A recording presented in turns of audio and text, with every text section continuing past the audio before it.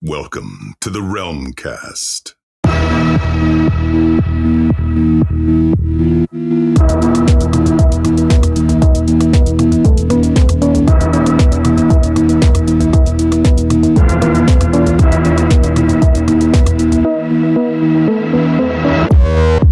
to the Realm Kast. I am your host, the Mortal Kombat Phantom, and with me as always is my co-host, our lore master, Yanni. Welcome, Yanni. Thanks, Phantom. And today we'd like to welcome actor and voice actor Jamieson Price. Welcome. Hi, thank you. Good to be here. Glad to have you. Yeah. So, Jamieson, before we start diving into anything, and start going into kind of your career and stuff like that, we're curious, how did you kind of first get introduced to Mortal Kombat? Oh. Well, I think the first thing I really remember about Mortal Kombat was the commercial. But like that early commercial where it's in the city and everybody's running, and then of course the kids go, Mortal Kombat! That was such an iconic commercial. So simple, but it worked beautifully. So that stuck in my mind. And then, of course, the controversy and the whole rating system that came out of it. Mm-hmm. I started working in games more like early 2000s because in the 90s, the memory wasn't enough to really allow for a lot of voice involved other than a few grunts the engineers would do. So I didn't have an eye towards the games. Though that controversy was huge and, Senate got involved and it was really silly. And then just the kind of amazing, over the top, dark humor, violence that was in it was quite memorable. Didn't do a whole lot of playing of the game. I was a little too old by then, unfortunately. I had to work for a living. Has that changed at all since then? Have you actually given the games a go, tried to play them? Well, sort of. I love games, and I start them, and then I get stuck because I'm an old guy. And it's just my son, he gets through stuff. He left me behind years ago. When he was like 10, he left me behind. It was very embarrassing. He used to beat me with whatever character I was voicing because I would play my character. And I didn't let him do Mortal Kombat because it was too violent for a child, I thought. But things like Soul Calibur was one that he just destroyed me in. And he would take whatever, I'd usually play my character of Algol, and then he would take that character and beat me with it. Not realizing that would really piss Dad off. Just to hear your own voice. Here, let me push the button on your dad, and it was very funny. It's the only time I've really gotten upset with him. It's like he did that to me multiple times. But so I don't play a whole lot of the game, unfortunately, because I get stuck in games. But oh well. And there's the time involved. Games are very time consuming. And they make them that way because, we want to provide as much entertainment as possible. But when you are, working gig to gig to gig, you don't have 30 or 40 hours to put into entertainment. Okay. Give me half an hour, good, I'm right. And off.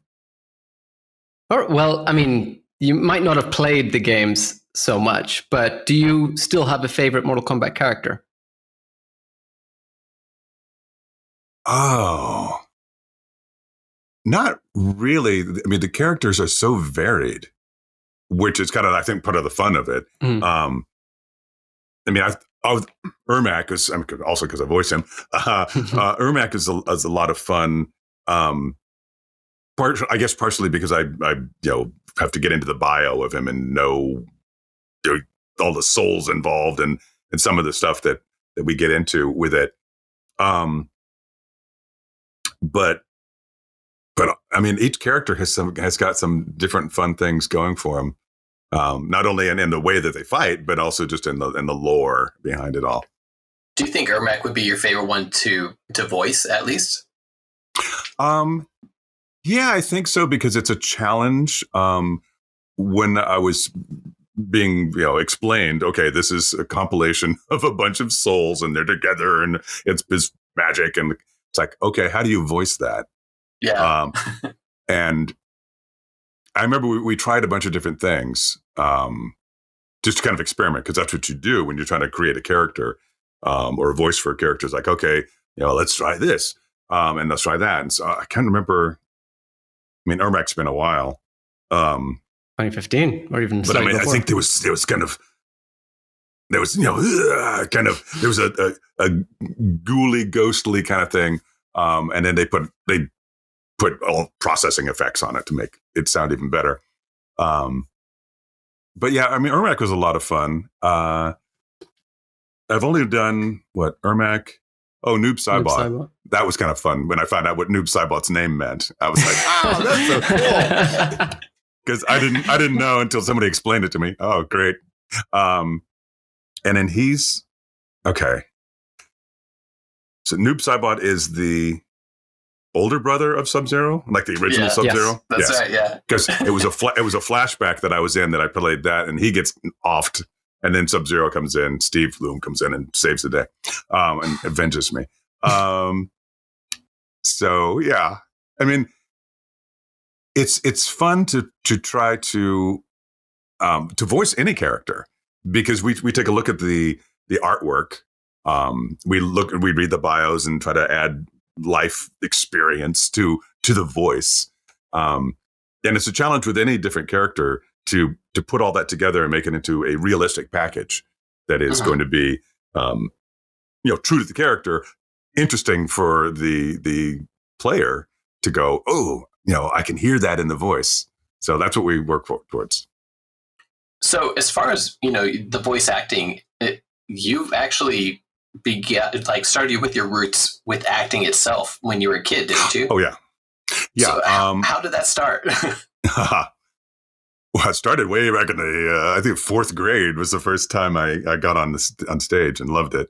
But it really was, this voice came with puberty, I suppose. It developed along. Wait, you didn't just start off like this? At a young age, I had it.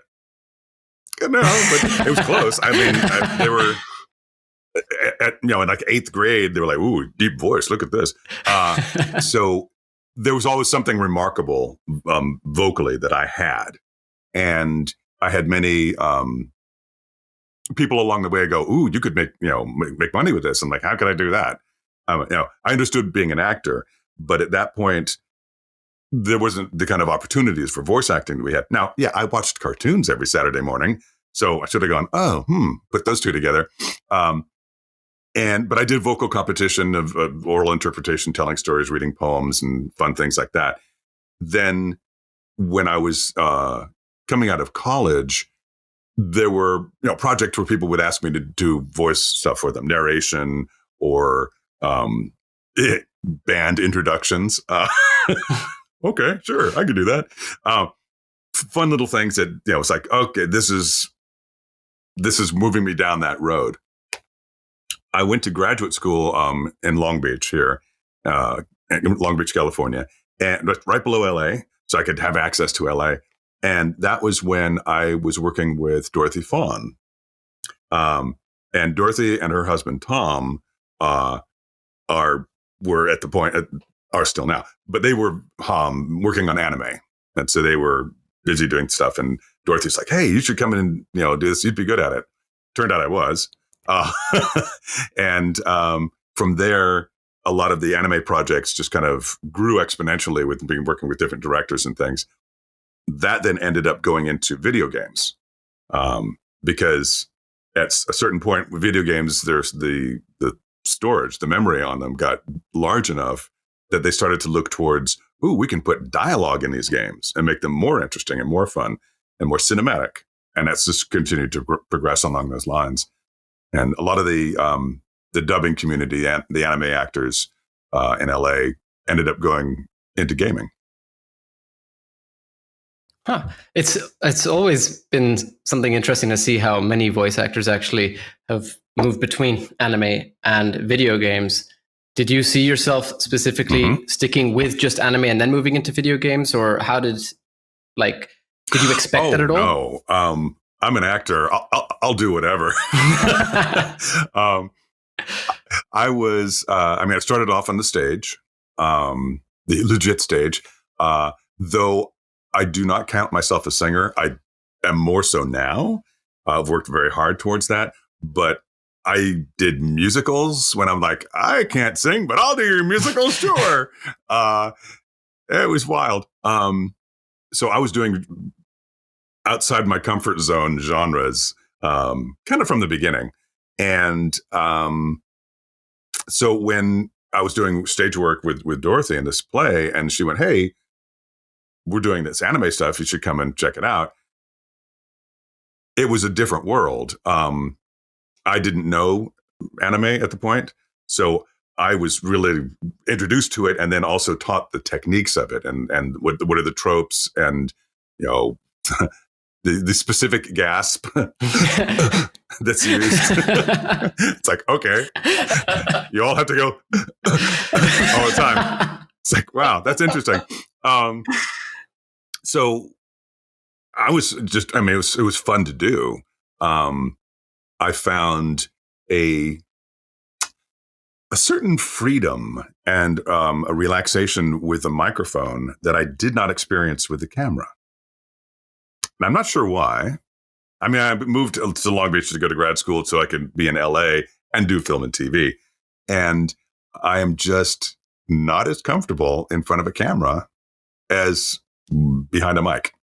The microphone just part of it is that there's your imagination is your limit. When you're on camera, it's like, okay, makeup, hair, look at this, and look this way, and do eye line, and it's very, very technical and very not pigeonholey, but it is kind of like, this is it's a very narrow interpretation of your abilities. And a lot of times people get locked into a certain character, and then you'll see them do something totally different. And you're like, oh, I didn't know they could. Yeah, because they're not allowed to. With a microphone, whatever you can do with your voice, you can make money at, and you can succeed at. So there, and especially back in the late 90s, early 2000s, there was a lot of anonymity involved too, because nobody knew about voice actors. They didn't care about people like us, dubbers. Now it's like, ooh, they're like mini celebrities, or we're mini celebrities. So going from anime into games, into commercial work, promos and trailers. There's this I love doing all of it, and it's fun to try anything and everything, and that's where getting into announcing names at graduations was like, oh, sure, I'll give that a try. And it turned out I was good at it. And right. And now that's a major part of my career every year is announcing names at graduation ceremonies. And occasionally I get the request for the Mortal Kombat voice. I'm like, I can't do that. See, if you're doing my graduation ceremony, I would have almost demanded it. Yeah. I can get a little close, but we can't go full on Mortal Kombat. But people will write out their names and write it out really long with lots of letters. Like, it says, so it's, it's basically the let's get ready to rumble kind of thing. So you'll get a name, you're like, okay, big breath, and just like, oh. I can relate to the whole not wanting to be in front of the camera. Like when we first started this podcast, we would only do audio. Now we're showing video too. Yeah. And it took Yanni quite a bit of convincing to get me on screen because it's not what I do. I'm here to illuminate your earbuds, Right. And our eyes now. So yeah, you're welcome, everybody. So as far as your anime stuff, for our guests that don't know, you've done like so much different anime. You've done Rurouni Kenshin, you've done Digimon, Cowboy Bebop, Dot Hack, Naruto, Code Geass, Fate Stay Night, Bleach, Ergo Proxy, Pokemon, JoJo, and then Pokemon. JoJo Bizarre Adventure, like everything. Yeah, did little JoJo. So, which one was the first one that kind of brought you into this world of anime voice acting? Oh gosh, I don't know what the first one I worked on, because when I was starting off, I didn't know anything.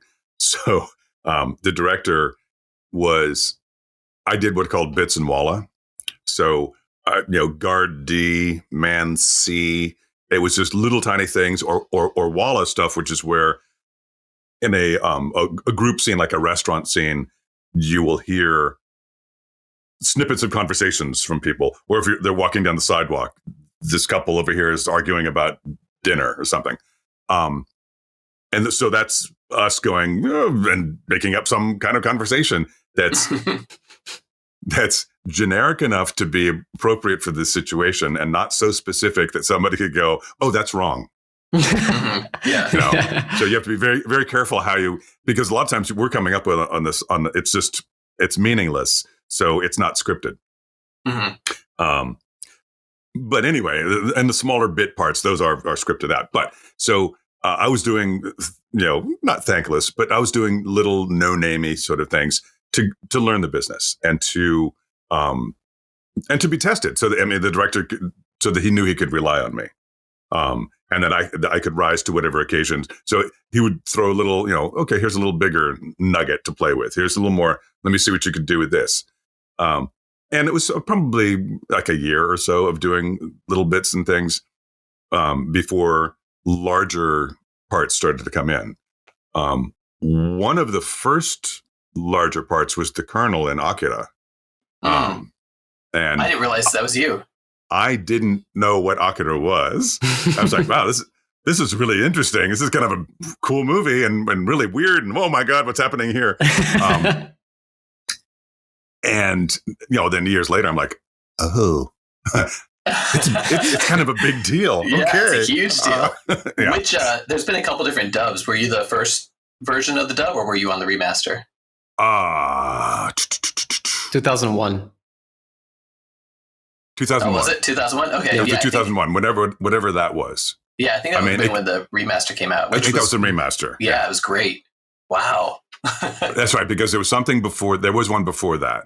Now, do you find it difficult to, go through the voicing and kind of match the characters don't have fully articulate lips, but more so than American cartoons. Is that difficult for you to do? No. Oh, and really? that's the interesting thing. It's called, they're flaps, and it's called syncing. Mm-hmm. So, syncing to the flaps. It is a weird skill. And I know really good actors who can't sync. Mm. Now, there's a lot more leeway now because of the digital age and Pro Tools and being able to compress and expand without pitch change.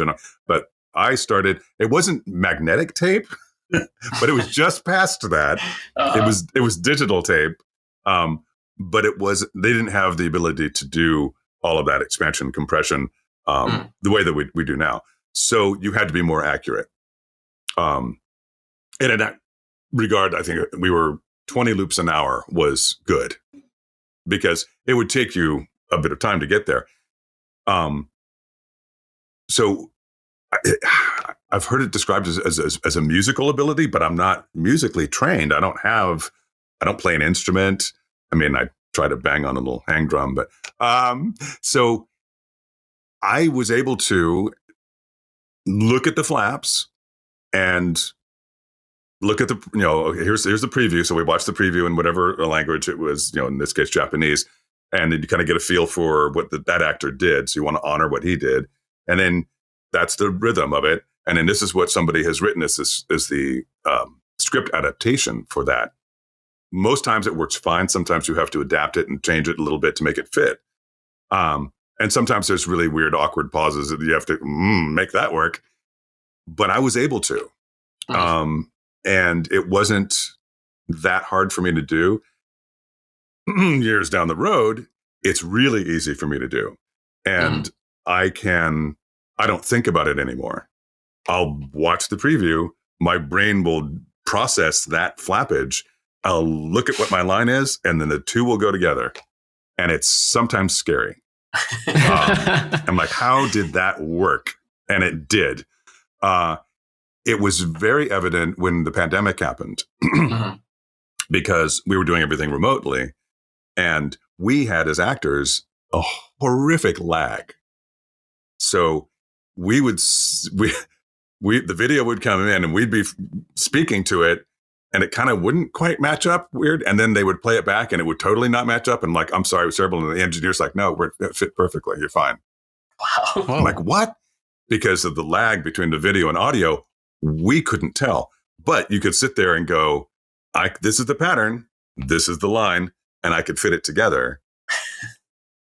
And I would have to go all right, now I have to just trust that and of course I have no control. Just there it is. And if you tell me if it needs to go this way or that way, or it'd be longer or shorter. But that was kind of interesting. There's a new, no, not even new anymore, but instead of, like a script where we'll walk into a booth. The normal business is we walk into a booth. Sometimes you have no idea what you're working on. You don't know who the character is or what's going on. And you're just given, here's a picture. What's his voice? Okay. And then you look at some lines and you try to make it all fit together. And then you'll get a preview of, okay, this is how the energy of the scene is, and then make it work. There's something called, we call it karaoke. It goes by some different names, but basically it's a karaoke strip. So you'll watch, that's where your script is. So you'll watch the scene go by, and as the scene goes by, the words are going by underneath, and it hits a certain point. There's a marker, and that's when you're supposed to say that word. What's difficult about that is I'm trained to watch, like have three eyes. One is watching the mouth and the flaps. The other is reading the script. And what's the other one doing? There was three involved. Anyway, there's like a split focus basically happening. So you have to memorize or read the script, look at the mouth, and be aware of the entire scene. Now, with this little strip business, you're just sitting there and going, okay, I'm reading the words, I'm reading the words, I'm reading the words, I'm reading the words, I'm reading the words. And I'm not seeing this, I'm not seeing the scene. I'm not watching the flaps. I'm not watching that mouth happen. And I guess that's like the new, more efficient way of working. Not for me. And you make it work as well as you can. But I miss the old, okay, here's the line, there's the character, here's a preview. Okay, okay, I got it. And then you put it together. You seem to have adjusted to all the changes, whether it be through technology or whatever, like over the years. You obviously, I mean, you have to. As Phantom said, like he didn't even realize that it was you and Akira. But I mean, when I was going through, I mean, I know, you as a voice actor, I hear your voice and I know it's you. And then sometimes I have no idea. So when I was going through a list of, the projects you've worked on, I'm like, oh my God, I love that character. I didn't realize it was you, and I already know of you.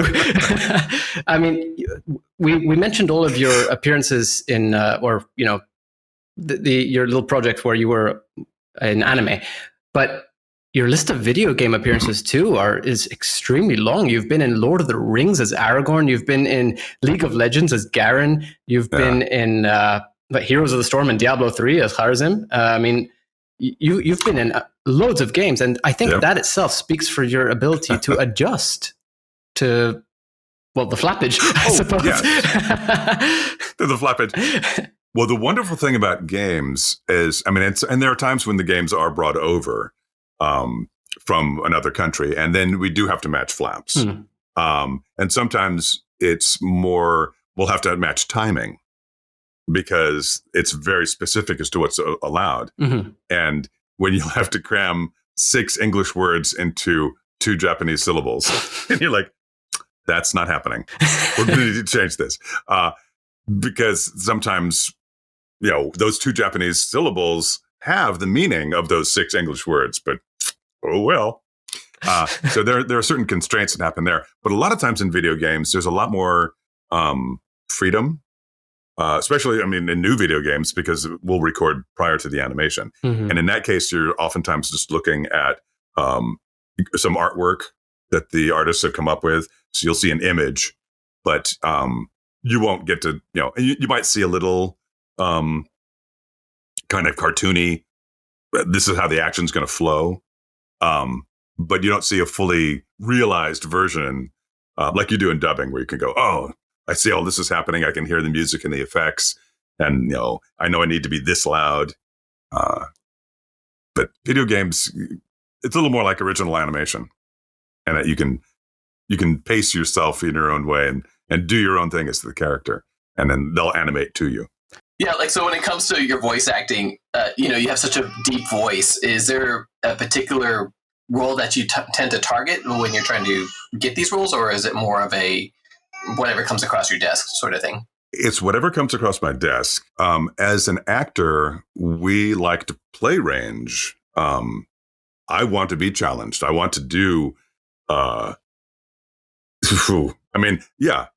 Yanni was saying, there's just like a lot of range in there. There's some crazy stuff, whether it's Jelly Jiggler and Bobo, or Ovan and Dot Hack, in Fire Emblem. Oh God, what was his name? Started with a V. Virion. Virium. Thank you. Those and some of those characters were not deep and resonant at all, and they were all. And it's again. I got kind of really creepy, weird, lilty, because usually what I get hired for is generals, gods, authority figures, dads, because I've got this big deep reach, and yet make use of that. Yes, oftentimes in video games, we're playing multiple characters just because it makes more sense for them time wise. Is you have one kind of main character. And then you'll do smaller ancillary characters. And you want to make those so different that hopefully the player doesn't realize it's the same actor. Mm-hmm. Occasionally you end up talking to yourself, and that's where it gets interesting. But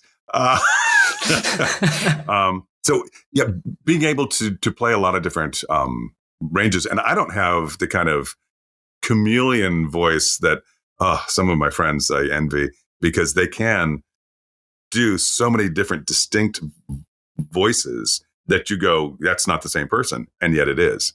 I've done that a couple of times where people, and even sometimes where I've gone, is that me? I don't know. It doesn't sound like me. But in general, the stuff that I get is using this. Do you ever find that you have to make much of a distinction between those voices, like consciously, or is it in situations where? Oh yeah, you have to make. You want to make as much of as a distinction between them as possible.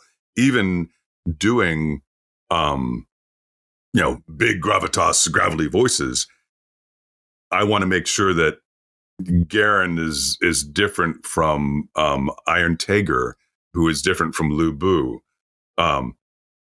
And they're all big characters. Ryder, they all should have a different flavor to them, even though they're very much in the same range. Mm-hmm. And so hopefully I've made some distinction between them. That's certainly what I consciously try to do. And that's in acting. That's just whatever their bio is with that life history and that character, using, this part of my voice. How does that reflect? And how does that manifest itself for the hearer? Okay. Well, aside from the voice acting then specifically, you have mentioned already that you were involved in some live action, but you do prefer the voice acting because of that sort of the ability it gives you with regards to just animation itself, right? but you have been involved in some live action, most notably for me, specifically in Westworld. But do you see yourself doing more live action in the future? Yes. I had, because I did have this big, deep voice from puberty. In my youth, my voice did not match how I looked. And so on camera kind of stuff was funky because I'm like, woo, he looks like a 20-year-old and sounds like a 40-year-old. That's kind of weird. And on stage, you could do that because you have makeup and there's a certain, it's the willing suspension of disbelief is what it's called, that the audience will have sitting there and go, oh yeah, I know he's only 20, but he's playing a 40-year-old. It's okay.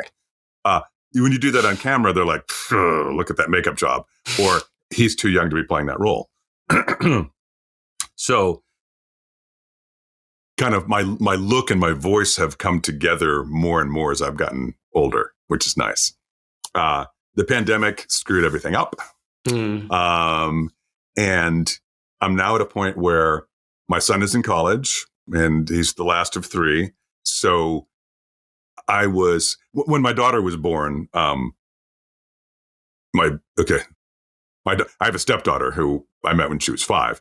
But when my daughter was born, I ended up that's when I did The Patriot. And I was away from home for 2.5 months filming that. I mean, it was a long time. And I was also auditioning all the time. So I would be gone driving up to LA. I missed a good portion of her early childhood. Oh. Like, this is not right. And so when my son came along, and that was in 2003, that allowed, and at that point is when the whole video game explosion was happening. And all of a sudden we're like, ooh, let's use these guys because now we have all this memory to play with. And I discovered that instead of driving an hour to some location in LA and sitting around and waiting to audition for 5 minutes and then driving another hour and a half back in traffic, and just if you were on set, you're on set for 10 to 12 hours, and that I could in 2 hours or 4 hours make the same amount of money. It's like, wow, this voice acting is great stuff. Because we could still get a day rate, and I could take my son to school and I could pick him up, and I'd say, because when you're doing on-camera work, they're like, okay, report to set at 5 a.m. And you're dismissed at midnight. Okay. And you're there. When you're doing voice work, they go, okay, so when are you available? Well, let me tell you. So I was like 10 to 2. And I could take my son to school, still make it up to work for 4 hours or less, a lot of times, and then drive home and pick him up. And so I was a much better parent and father and more present in my son's early childhood than in my daughter's.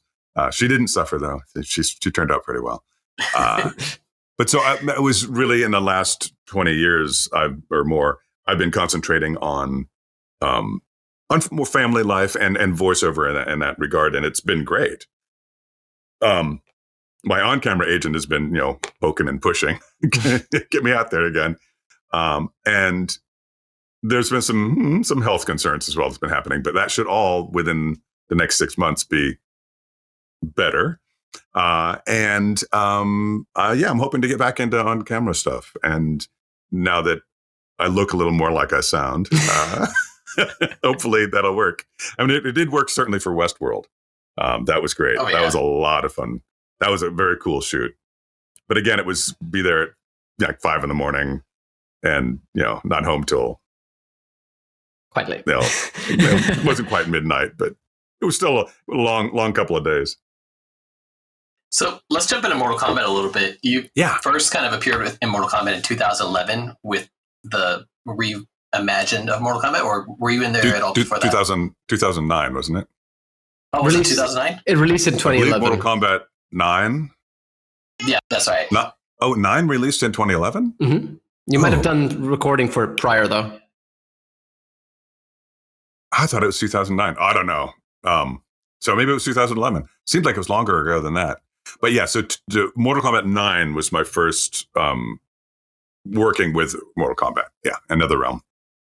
And like for those of our listeners who don't know, Jamieson here not only played Noob Saibot, but was also the announcer for that game, correct?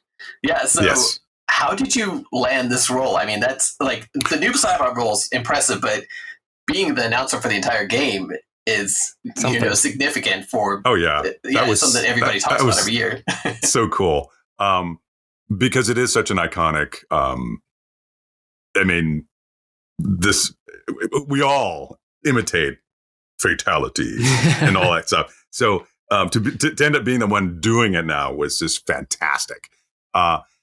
I can't remember really what the audition process was for that. I do know that was when Midway had owned the game. So it's NetherRealm, but it was Midway anyway. Yes. It was before WB. Before WB. So you started working on it before WB actually grabbed the whole thing, and WB ended up releasing it. But yeah, it was a Midway game at first. Yeah, because I remember it was Midway, and I remember there was a whole to-do where it then was bought by WB. But I had worked actually with the cinematics director. I believe he's a cinematics director. But I had done a short film with him several years prior. So he at least knew of my work in a more intimate detail. It wasn't anything like Mortal Kombat, but so when I auditioned for it, that may have given me an edge, or I don't know. He knew who I was, and so I can't remember what the process was in that, but it was amazing to get selected to do it, and so then it was trying to figure out. And then also to make Ermac, that voice different from the announcer voice. Mm-hmm. Let me ask you something about the announcer voice. So, a lot of times when we imagine the announcers in Mortal Kombat, I think this is something kind of traces back to Mortal Kombat 2. We announce it as Shao Khan, like the final boss, being the announcer. Oh, yes. But in your rendition, or you weren't cast to play Shao Kahn at all, which is very interesting that they made this two separate voices.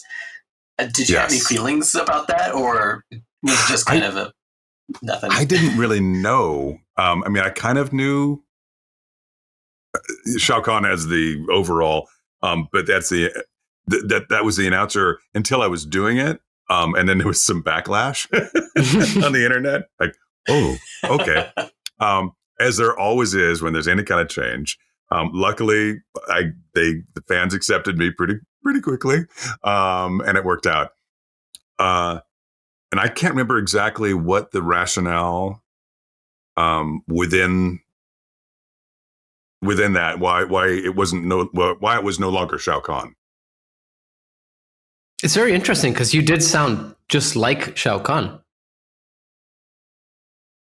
Well, not exactly. But you have to, if you go really far away from that voice, the fans really are not going to accept it. Mm-hmm. That style is very much this is canon, if you will, with it. So I had to take that as my jumping off point. And then I would do, multiple takes because it's amazing how low volume these things are. I don't want to get too much into the technical things, but I give them a big range. And, it's not a big Johnny Cage wins kind of thing.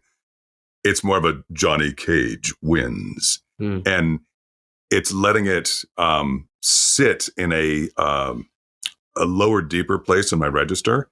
It's called my rumbly voice. It's when things rumble. And that picks up on the microphone. And in whatever processing they do, it sounds amazing. Like, wow, that's really cool. That's interesting you say that, because I remember in Mortal Kombat 9, it always had like, you could feel the bass in the announcer's voice and things like that, which, I mean, it sent you chills, like, because it was just perfectly executed. Yeah. No, the chill factor. And I don't know. I mean, it's fun. And I'll do that live when I'm doing the names, announcing names. If I can get to the rumble at the end, it's kind of fun. Because, I mean, these are in stadiums. And it's a huge sound system. And when you hear Mortal Kombat through something like that, it's like, just incredible. Through a large sound system, that rumble is chilling. I mean, it's physically affecting, which is very cool. So you would continue your involvement in Mortal Kombat X in 2015 then? But this time moving from Noob Saibot, who obviously did not return for Ermac, as you've mentioned, as well as the announcer voice. Oh, yeah, okay. Ermac was 10. Okay. Yeah, timer. So Noob Saibot was an announcer, was 9, and then Ermac in 10. Yes, and yes, I got to keep the announcer, which is nice. So you've already mentioned that you did prefer Ermac's voice. What sort of different approach did you take here between Noob Saibot and Ermac? What was the sort of change you had there, other than the production changes? Well, Ermac has the kind of, I mean, Noob Saibot wasn't as like magical. It wasn't put together by a sorcerer. So Ermac had to have a weird, almost non-human sort of sound, is what I was thinking when I was doing it. But also, there's a bit of tortured souls, multiple, entities gathered together, feeling, at least, that I'm trying to give with it. If I recall correctly. I'm trying to remember what Noob Saibot was, because I had to make him different from the announcer. I can't remember exactly, what I did differently on that, except that, I mean, he was fighting. So rather, because the announcer is pretty chill in some ways, and then the fighter would have more efforts and be more direct. Actually, yeah, I can see that now that you mentioned that. When I go back and listen now, I'm going to imagine Noob Saibot being the announcer for the Mortal Kombat games. That's fun. I mean, the MKX, there was a lot of debate about the fact that Noob Saibot's voice changed so significantly. MK11. Did anybody? Oh, is that? Yeah, that's right. So MK11, it's the character's voice is completely different now. Yes. Did you get dragged into any of those online battles at all, or people reaching out to you saying, oh yeah, I mean, people certainly said stuff, and there were comparisons and side by sides and stuff like that. And it's, I didn't get dragged into any of it because I don't jump into any of those controversies if I can help it. I mean, it's totally up to the powers that be who they cast as what. And, I'm thankful to get a gig, to get a character. And then if it goes away, it goes away. And, somebody else gets to do their interpretation of it. Were you hoping to return as Noob Saibot, though? Yeah. Oh, well, I hope to return as anybody anytime. I have absolutely no control over it, which is, an actor's life. But, well, and they don't, because Noob wasn't in X, correct? Yeah, correct. Yeah, I think that's right. Okay. Yeah, he showed up in 11, but not X. Yeah. So the characters don't show up in each iteration or reiteration of MK. So who knows who's coming back when and where. So I'm thankful to return as anybody, Noob or Ermac. The only ones I've gotten to really do so far, and the announcer. Of course, he's lots of fun. And it was cool that in 11 they brought you back to play the classic announcer voice again, which that when you first started playing it, that wasn't a realization. I think, was it Kronika's voice that came out first? Yanni, do you remember? It wasn't Chronica's. Chronica's was the mobile reward. There was a different announcer voice for MK11, as far as I remember. And then your voice, Jamieson, was the classic announcer voice, which you could switch to, as far as I remember. Ah, okay. I have not, I don't think, done 11 yet. So, yeah, I know that I did it. I heard that they had a lot of other characters do announcing as well. Mm-hmm. So you could pick, you could pick Raiden to do it. You could pick Sonya or what. So you had different people doing the announcer voice, which is, nice and sort of terrifying. Yes, he is replaceable. Okay. But I was glad to be a part of it. It was actually a very interesting decision from them because in this case, we've always been used to, as we said, sort of Shao Khan or a mainline boss doing it. For example, Quan Chi's voice in Mortal Kombat 4. In this case, it kind of allowed certain voice actors, or certain characters rather, to show off their voice acting in different ways, right?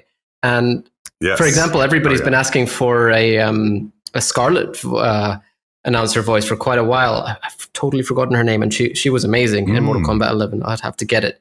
But how about the sort of differences between Mortal Kombat 9 and X? Because in 9, all you had at the beginning was sort of like this grunt. Whereas in X and 11, they added the little pre-fight dialogues. For example, Ermac, you had one where if you fought Ermac versus Ermac, he would have this, we are you, but, or what is it? We are many, but times infinity, blah, blah, blah. Like it like multiplied. It was interesting. Did you find that fun? How was that? Oh yeah. Because when we were recording, you're like, this is a weird one. And like, oh, that's the mirror one. Like, what's that? So they had explained to me that, yeah, the player can pick the same character and you could, you could do Ermac on Ermac. Which of course logically makes sense, but you would want them to have slightly different dialogue and to make it kind of work together. Mm-hmm. So I thought that was kind of clever.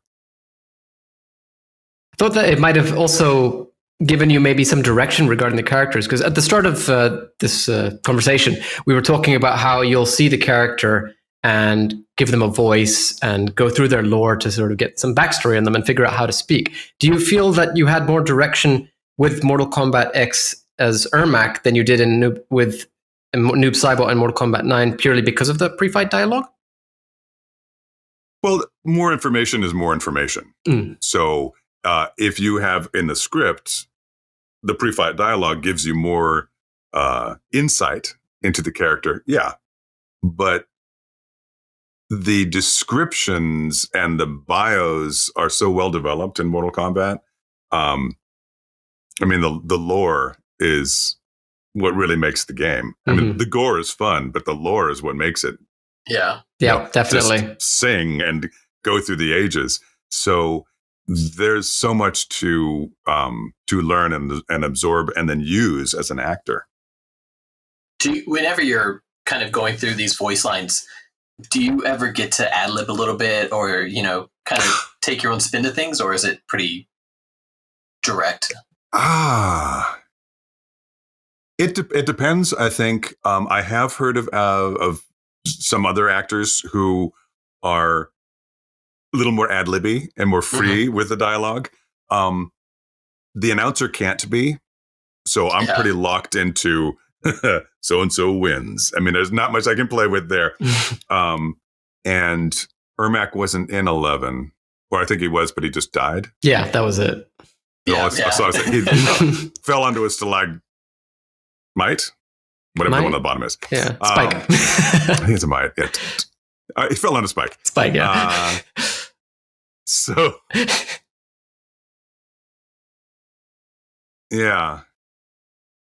Do you get to choose your voices, though, at least? I mean, or is it kind of like, hey, the director's there and he's like, hey, you need to make sure that this one's lower, or this one you need to be a little bit more raspy because it's a ghoul or something?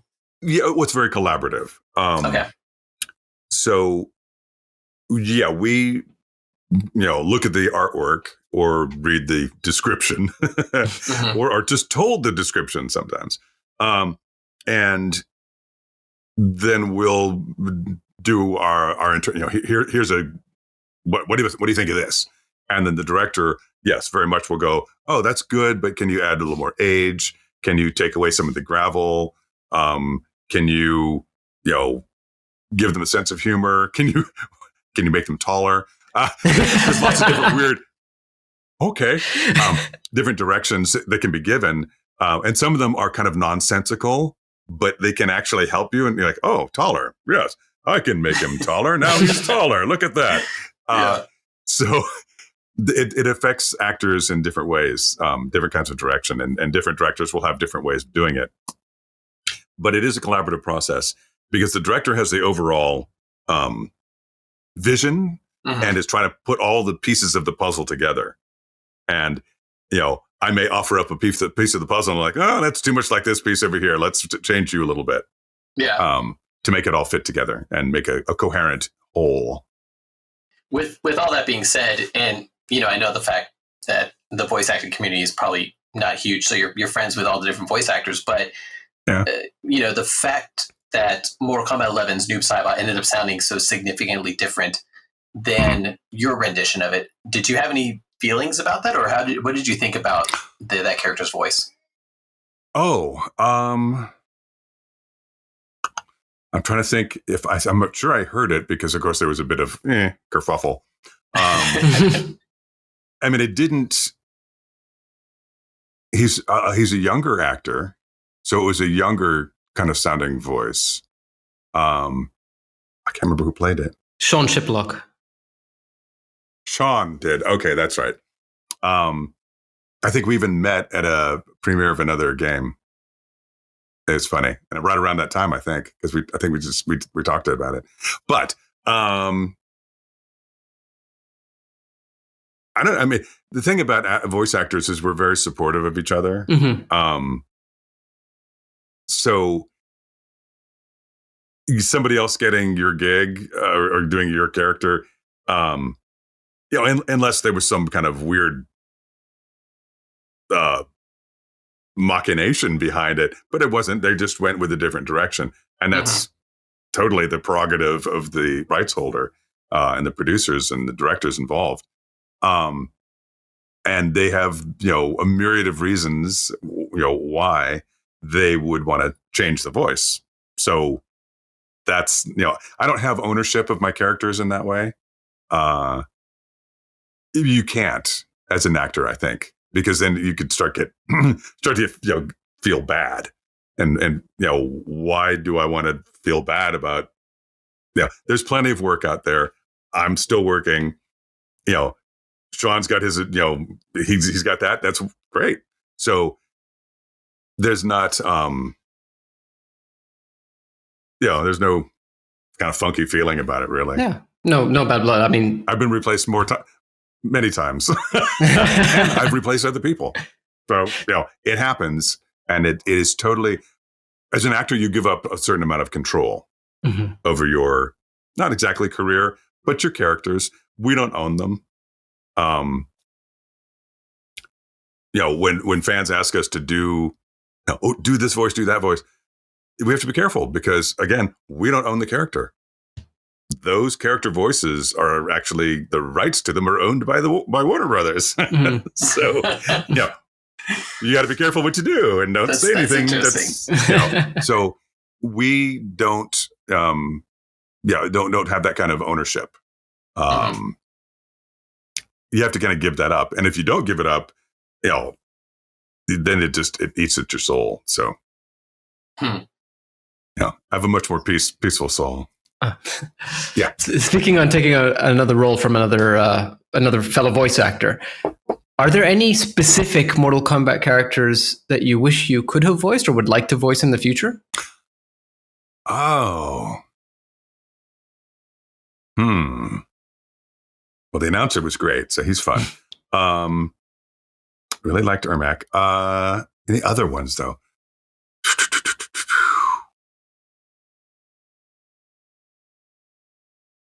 I don't know.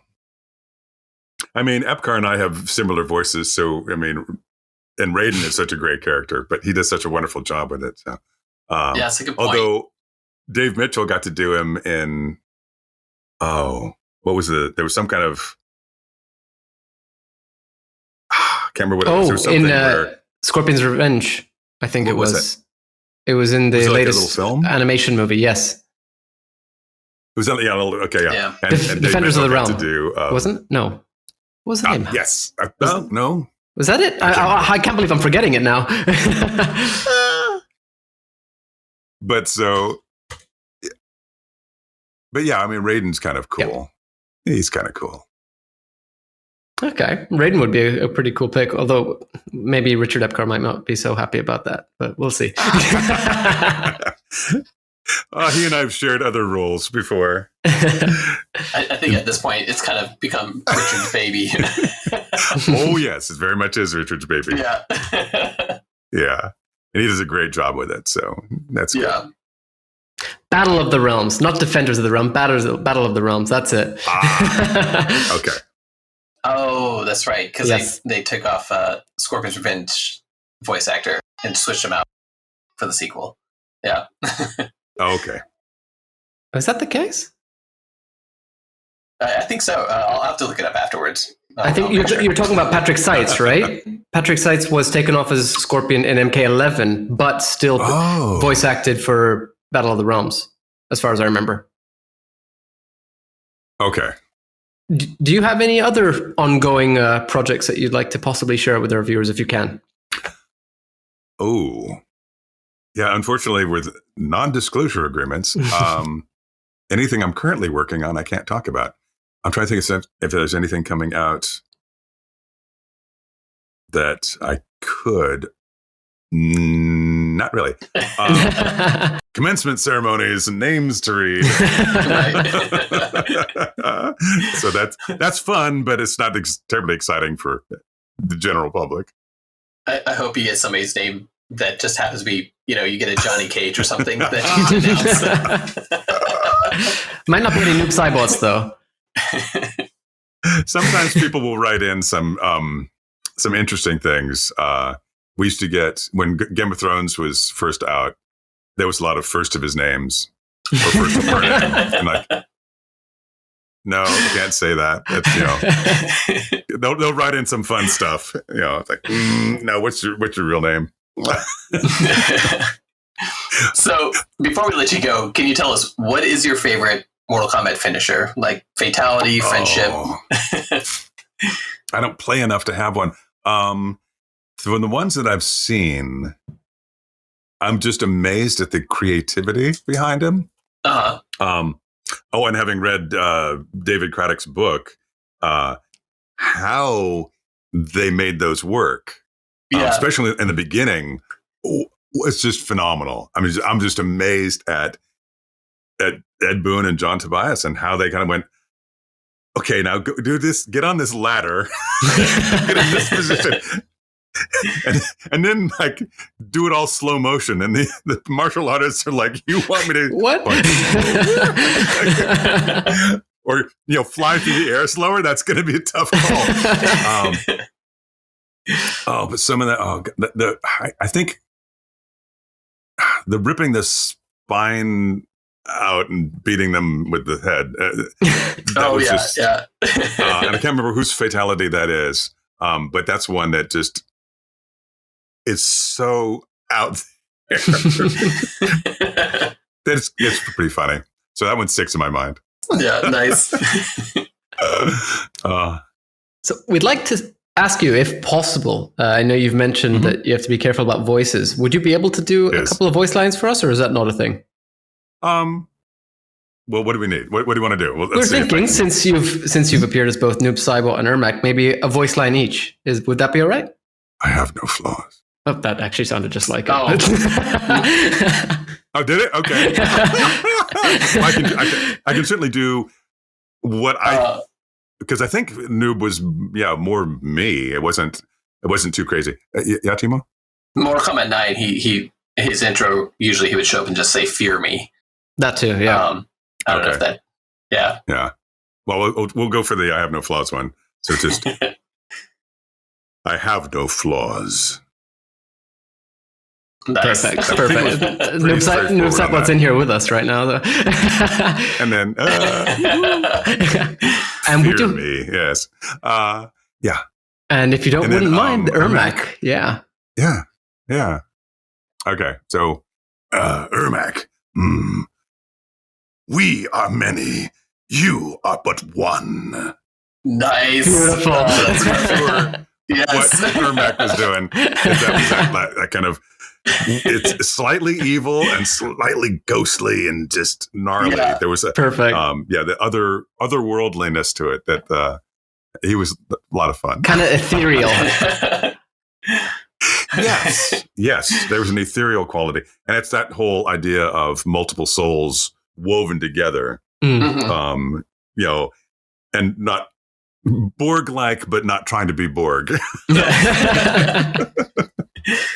I love hearing, the voice actor's perception of the characters they played. It's cool. It's been great talking to you and being able to see this game through your eyes throughout this interview. Getting some insight into the characters through you, how you saw them when you were actually recording them. Mm-hmm. Yeah.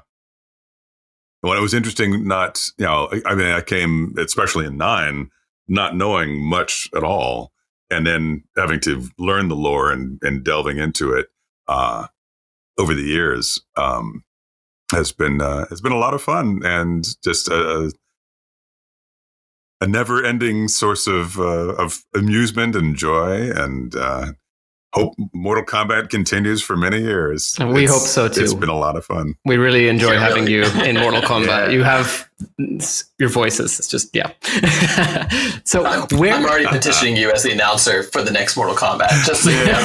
Thank you. So where can our listeners find you? I'm on Twitter at Jamieson Price.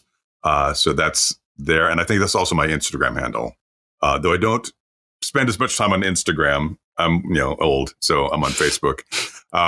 Facebook, I have a Jamieson Price public page, which I try to check, for messages and things. But again, I try to post what I can, but it's very difficult. As voice actors, we can't talk about what we do at all. Though I'm amazed, I am seeing a lot of Twitter announcements of people doing anime, and I'm like, really? You're allowed to say that? Because I know the stuff I've signed says you can't talk about any of this stuff anytime, anywhere, and any platform now known or ever to be created. So it's Twitter, Instagram, Facebook. And then my website, which is JamiesonKPrice.com, has some my audio demos, but also has a video demo, which is kind of interesting. It's old. I think, did I get Westworld on there? So it's not that old? I can't remember if it's, I'm not sure did I see Westworld on there. I have to check. That. But there's Days of Our Lives, which, oh my gosh. Oh, nice. Yeah. That was pretty funny. Back before I had gray hair. Oh, boy. Jamieson Price, the heartthrob, Days of Your Life. This is how I'm going to get my family to listen to this now. Oh.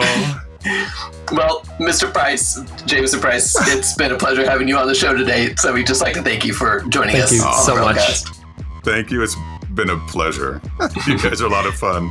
Great. And thank you for all our listeners for stopping by the Realm Kast. You can find Yanni and myself on the Mortal Kombat group on Facebook, as well as Yanni. He's also on the Mortal Kombat meme realm, which is also on Instagram. Special thanks to Uppercut Editions for their continued support. And the Realm Kast is the official podcast of Mortal Kombat Online. You can catch up on all episodes of the Realm Kast on YouTube, Facebook, iTunes, Spotify, and MortalKombatOnline.com.